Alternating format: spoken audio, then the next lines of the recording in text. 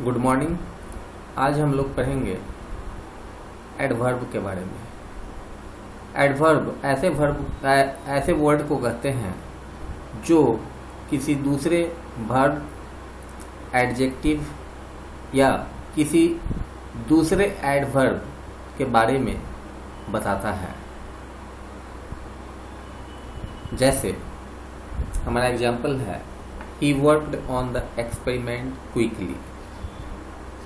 उसने उस एक्सपेरिमेंट पे काफ़ी जल्दी काम किया। तो यहाँ क्विकली जो वर्ड है ये एडवर्ब है और ये डिनोट कर रहा है काम को कि काम किस तरह हुआ, जल्दी हुआ या देरी से हुआ। तो यहाँ क्विकली वर्क को डिनोट कर रहा है कि काम काफ़ी जल्दी हो गया। दूसरा एग्जाम्पल है, this rose is very beautiful. तो यहाँ जो वेरी वर्ड है ये एडवर्ब है, इसलिए इसको इटैलिक में लिखा गया। और एक ब्यूटी जो कि एडजेक्टिव होता है उसको क्वालिफाई कर रहा है। Ram rights quite well. इसको ऐसे भी लिख सकते थे, राम राइट्स वेल। तो यहाँ वेल को क्वालिफाई कर रहा है कि किस तरह से राम लिखता है। तो वेल क्या है, एडवर्ब है और इसको क्वाइट मतलब काफ़ी अच्छी तरीके से लिखता है। तो दूसरे एडवर्ब का विश्लेषण कर रहा है। तो यहाँ क्वाइट एडवर्ब है। और इसी तरह आगे है, your house is really big. कैसा घर है, तो रियली बिग, सच में बड़ा है। अगला टॉपिक हमारा है प्रीपोजिशन। प्रीपोजिशन ऐसे वर्ड को कहते हैं जो सब्जेक्ट और वर्ब को ऑब्जेक्ट से कनेक्ट करता है। प्रीपोजिशन एक ज्वाइनिंग वर्ड होता है। अब जैसे हमारा पहला एग्जाम्पल है, Ram is going to Patna. तो राम इज गोइंग, राम जा रहा है। अब है राम कहाँ जा रहा है, तो to Patna.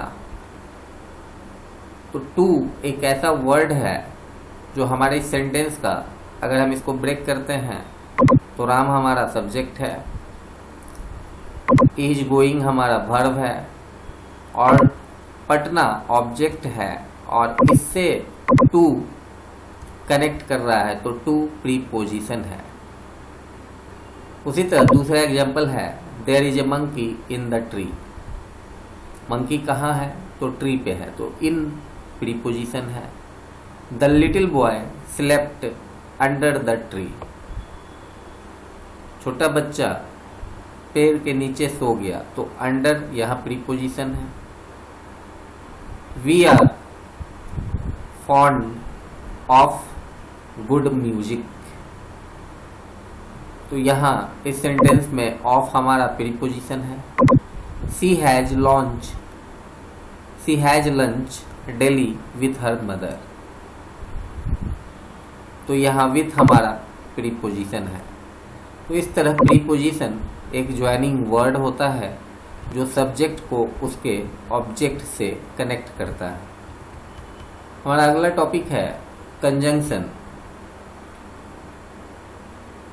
A conjunction is also a joining word. Preposition की तरह कंजंक्शन भी एक ज्वाइनिंग वर्ड होता है, लेकिन कंजंक्शन दो सेंटेंसेस को जोड़ता है, जबकि प्रीपोजिशन सब्जेक्ट और वर्ब को उसके ऑब्जेक्ट से कनेक्ट करता है। कंजंक्शन दो अलग अलग सेंटेंस को आपस में कनेक्ट कर देता है। देखते हैं इसका भी example. John and Jenny are married to each other. John और जेनी दोनों ने एक दूसरे से शादी कर ली। तो यहाँ एंड जो वर्ड है, जो जॉन और जेनी दो अलग अलग सब्जेक्ट हैं उनको आपस में कनेक्ट कर रहा है। तो ये हमारा कंजंक्शन है। दूसरा हमारा जो सेंटेंस है, ए 4 and 4 मेक 8, 4 और 4 8 बनाते हैं।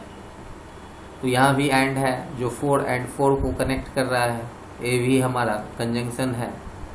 और तीसरा जो हमारा है एग्जाम्पल, ये है she ran fast but missed the bus, वह तेज दौड़ी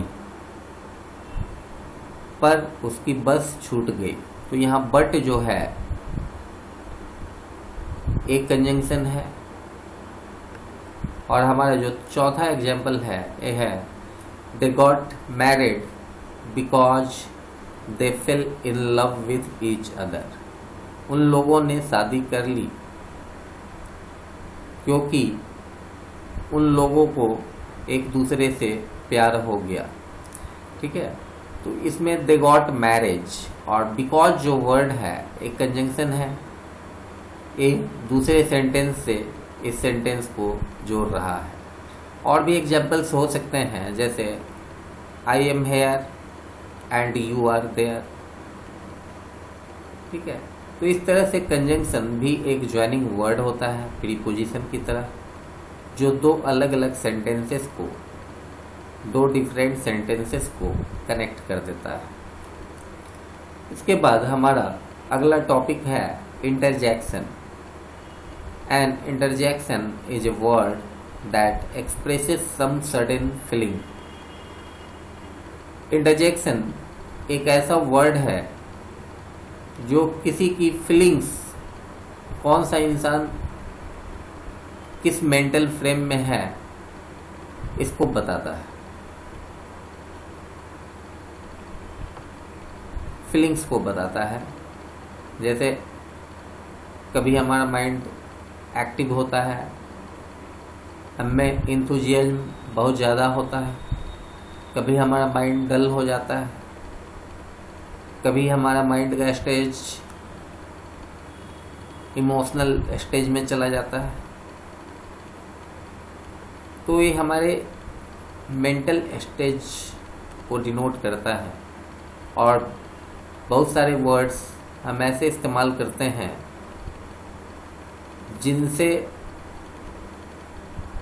कुछ पता नहीं चलता है, लेकिन सिर्फ हमारी फीलिंग्स पता चलती है।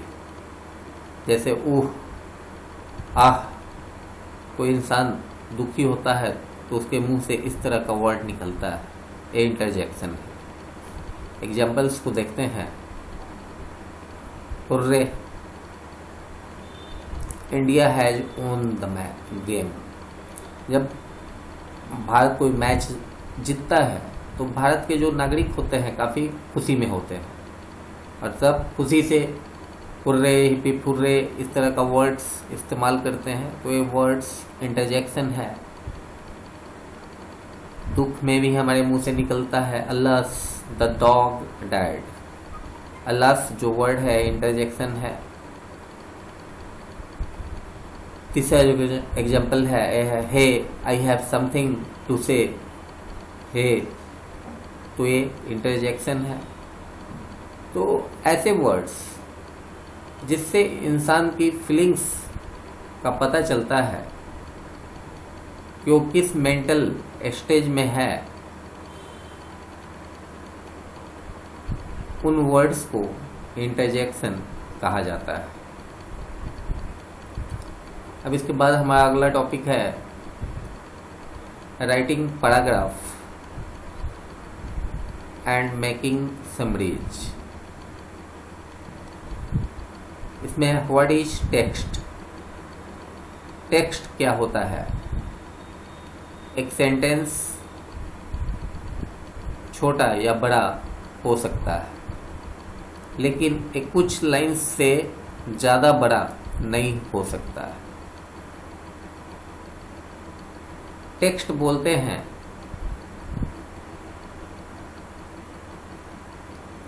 जो सेंटेंसेस और कम्बिनेशंस को मिला के टेक्स्ट बनता है। इसके अंदर एक क्लॉज या उससे ज़्यादा क्लॉज हो सकते हैं, या इसके पास सीरीज ऑफ क्लॉजेज या सीरीज ऑफ सेंटेंसेस भी हो सकते हैं।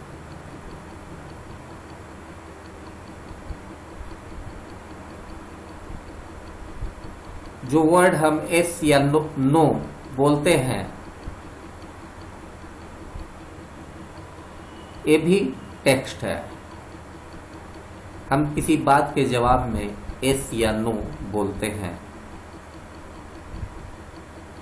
लेकिन टेक्स्ट को पूरी किताब या लेक्चर, डिबेट या एस्से कहा जा सकता है। अगला टॉपिक है व्हाट इज पैराग्राफ। व्रेन और मार्टिन ने लिखा है कि पैराग्राफ कई सेंटेंसेस को मिला के बनाया जाता है एक पैराग्राफ,